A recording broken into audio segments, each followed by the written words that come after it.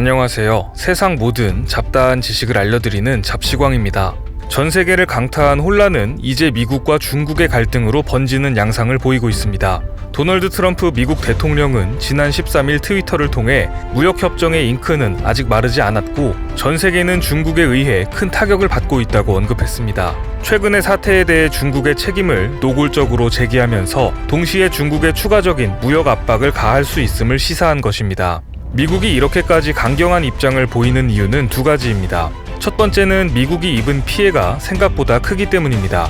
미국 존스 홉킨스 대학의 집계에 따르면 미국의 누적 사망자는 8만 명이 넘은 것으로 조사되었습니다. 전 세계 사망자 28만 5천 명 중 미국의 사망자가 28%나 차지하고 있는 것입니다. 이 중에서도 인명 피해가 가장 심각한 곳은 뉴욕주로 약 2만 7천 명이 숨졌으며 누적 확진자는 134만 명에 이릅니다. 이 때문인지 최근 트럼프 대통령은 중국계 미국인 기자와 공개석상에서 설전을 벌이기도 했습니다. 기자와의 질의응답 과정에서 CBS의 중국계 미국인 기자는 트럼프 대통령에게 매일 미국인들이 죽어가는데 그저 많은 수의 검사를 하고 있다는 것을 경쟁하듯 이야기하는 것이 중요하냐는 약간은 공격적인 질문을 했습니다.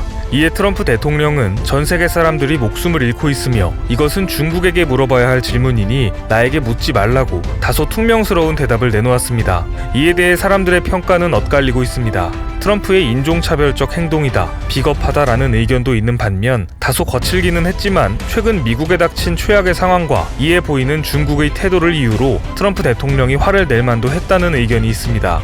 여기서 트럼프 대통령이 중국에 대해 이렇게까지 노골적으로 불편한 모습을 보이는 두 번째 이유가 있습니다. 중국이 최근의 사태를 자신들에게 유리한 방향으로 이용하기 시작했기 때문입니다. 먼저 중국은 코로나 진단을 지원한다는 명분으로 발칸반도에서의 영향력 확대에 나섰습니다. 영국의 로이터 통신과 중국의 신화망 등의 외신에 따르면 중국의 발칸반도의 주요 국가인 세르비아에 허옌 전염병 분자 진단 실험실을 세우고 진단 검사를 적극적으로 지원하기 시작했다고 보도했습니다.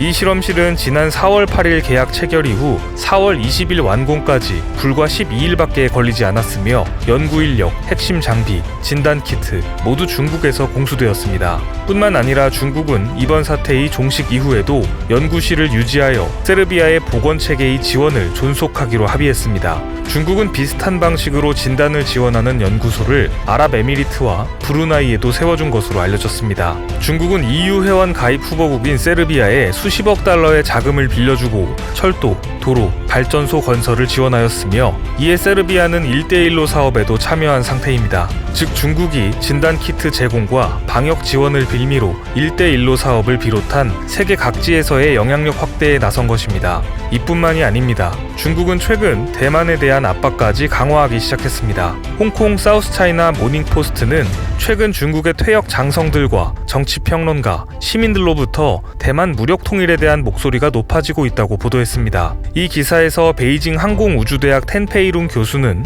중국 정부는 2005년 제정된 반분열 국가법에 근거해 대만에 무력을 사용하는 방안을 검토해야 한다고 주장했습니다. 또한 중국은 프랑스에 대만에 무기를 판매하지 말 것을 공개적으로 요구하였고 대만의 WHO 가입까지 반대하고 있습니다. 이에 미국은 의회에서 대만의 WHO 가입 지지 결의안을 채택하였으며 5월 13일에는 미국 군함이 타이완 해협을 통과하는 등 코로나 사태를 틈탄 중국의 대만에 대한 영향력 확대를 좌시하지 않겠다는 경고성 대응을 보였습니다. 중국으로부터 시작된 전 세계의 대혼란 상황에서 이에 책임지는 모습을 보이기는커녕 이를 이용하여 영향력 확대에 나서다니 트럼프 입장에서도 중국에 화가 날만하다는 생각이 듭니다. 결국 14일 도널드 트럼프 미국 대통령은 중국과의 모든 관계를 끊을 수도 있다는 강력한 발언을 내놓았습니다. 트럼프 대통령은 폭스 비즈니스와의 인터뷰에서 최근 미국은 중국에 강력히 경고했다. 중국은 사태 초기 관련 정보를 숨겨 확산을 방조했기 때문에